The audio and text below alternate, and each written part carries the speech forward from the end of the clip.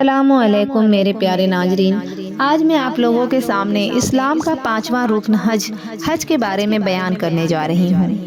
حج اسلام کا 5واں رکن ہے۔ حضرت آدم علیہ السلام کی پیدائش سے تقریباً 2000 سال پہلے فرشتے بیت اللہ شریف کا حج کیا کرتے تھے۔ پھر حضرت آدم سے لے کر تمام نبیوں نے حج ادا کیا۔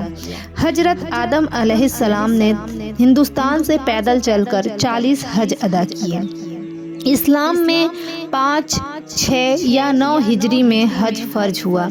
پیغمبر اسلام صلی اللہ علیہ وسلم کے ساتھ حضرت موسیٰ، حضرت یونس، حضرت عیسیٰ علیہ السلام نے حج کیے۔ اسلام میں جب حج فرض ہوا تو اللہ کے رسول نے صحابہ سے فرمایا، تمہارے اوپر حج فرض کیا گیا ہے، اس لیے حج کرو۔ ایک صحابی کہنے لگے، یا رسول اللہ، کیا ہر سال حج کرنا ضروری ہے؟ آپ خاموش رہیں، یہاں تک کہ انہوں نے 3 بار یہی سوال کیا۔ آخر میں آپ نے فرمایا، اگر میں ہاں کر دیتا تو ہر سال حج فرض ہو جاتا اور تم ہر سال حج نہ کر پاتے۔ سنو، میں جو کہوں اس پر عمل کرو، جس سے منع کروں وہ نہ کرو، زیادہ پوچھ تاچھ مت کیا کرو۔ تمہیں پتہ ہے کہ بہت سی پہلے کی قومیں اسی وجہ سے تباہ ہو چکی ہیں۔ مسلم شریف میں اس کا ذکر ہے۔ اس حدیث سے معلوم ہوا کہ حیثیت دار مومن پر زندگی میں ایک بار حج کرنا فرض ہے۔ اگر موقع ملے تو 2 بار، چاہے اور کتنی بار بھی حج کرے، پر وہ نفلی ہوں گے۔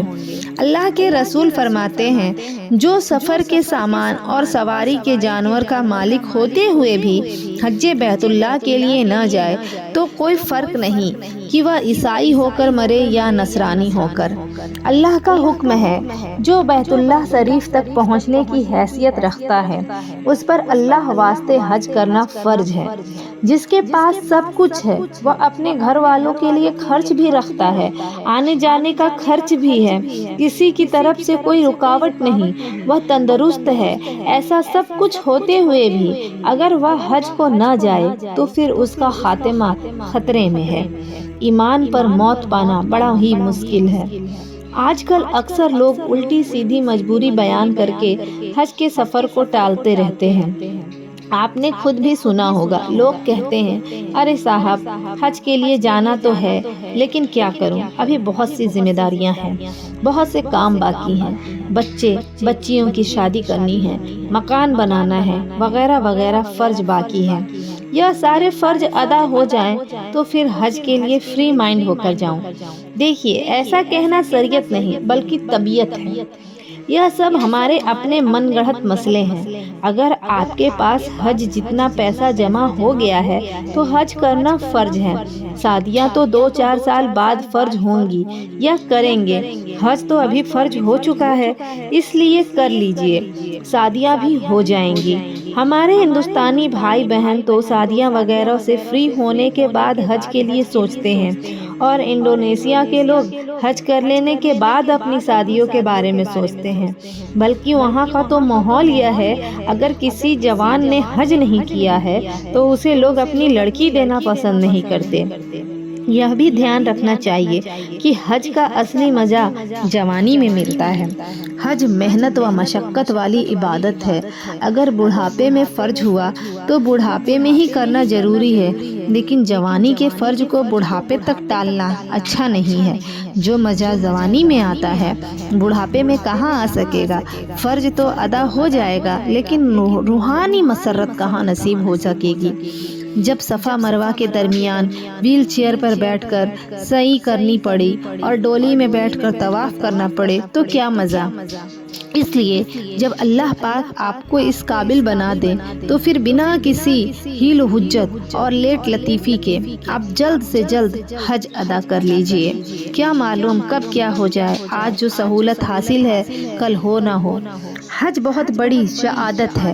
حج کے لیے گھر سے نکلنے والی خوش نصیب کو ہر قدم پر ایک غلام آزاد کرنے کا ثواب ملتا ہے۔ مردوں کی طرح عورتوں پر بھی حج فرض ہے۔ ان کے لیے ایک شرط اور بھی ہے، وہ یہ ہے کہ وہ اپنے کسی مرہم کے ساتھ ہی حج کے لیے جا سکتی ہیں۔ کسی بوڑھے آدمی یا پیر صاحب کو مرہم بنا کر محرم بنا کر ان کے ساتھ حج کے لیے جانا جائز نہیں۔ اگر کسی عورت کے پاس حج کرنے جتنا پیسہ ہو گیا ہے لیکن اس کے ساتھ کوئی محرم نہیں تو پھر اس پر حج فرض نہیں۔ جس نے پاک حلال مال نیک نیت اللہ و رسول کی رضا کے لیے اپنا یہ فرض ادا کیا، سفر کے دوران کسی سے لڑائی جھگڑا گالی گلوج نہیں کیا، کسی کو تکلیف نہیں پہنچائی اور اتفاق سے اسی دوران اس کا انتقال ہو گیا، اتنا بھی وقت نہیں ملا کہ اللہ اور اس کے بندوں کے جو حق اس پر باقی رہ گئے ہیں انہیں ادا کر سکے، تو پھر بھی اللہ کی ذات سے پوری امید ہے کہ اس کا حج قبول فرماتے ہوئے اپنے حق معاف فرما دے اور بندوں کے حق کے بارے میں قیامت میں انہیں راضی کر کے اسے عذاب و پکڑ سے بچا لے۔ حج کے دوران مسلمانوں کو ایک بڑی سعادت اور نصیب ہوتی ہے، وہ یہ ہے دربار رسول کی حاضری۔ اللہ کے رسول فرماتے ہیں جو میری قبر کی زیارت کرے اس کے لیے میری شفاعت واجب ہے۔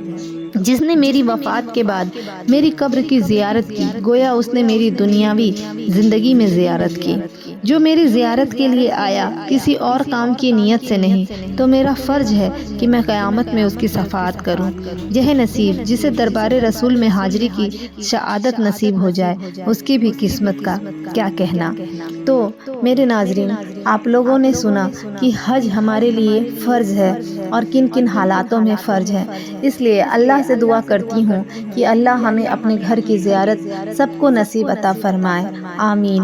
ہمارے چینل کو آپ لائک اور سبسکرائب کیجیے، ہمیں دعا میں یاد کیجیے۔ السلام علیکم رحمۃ اللہ وبرکاتہ۔